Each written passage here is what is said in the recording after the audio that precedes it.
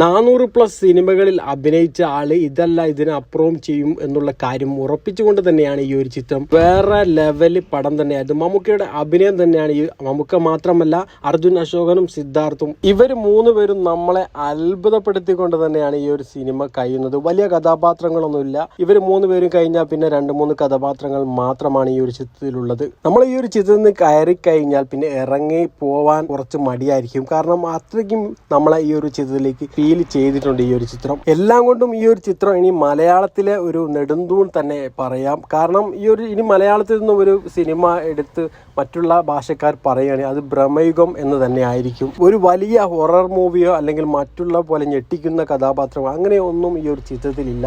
എന്നാൽ നമ്മളെ ഞെട്ടിക്കും തീർച്ചയായും. അങ്ങനെ ഒരു സാധനമാണ് നമ്മുടെ സംവിധായകൻ ഇവിടെ ചെയ്തു വെച്ചിരിക്കുന്നത്. ഈ ഒരു സിനിമ കണ്ടു കഴിഞ്ഞാൽ ആ സംവിധായകൻ, അതുപോലെ തന്നെ മമ്മൂക്ക, അർജുൻ അശോകൻ, സിദ്ധാർത്ഥ് ഭരതൻ ഇവരെ നമ്മൾ മറക്കാൻ ഇടയില്ല. നിങ്ങൾ ഈ ഒരു സിനിമ കണ്ടോ? എന്താണ് നിങ്ങളുടെ അഭിപ്രായം? ജസ്റ്റ് ഒന്ന് കമന്റ് ചെയ്യുക. സിനിമ മല്ലു.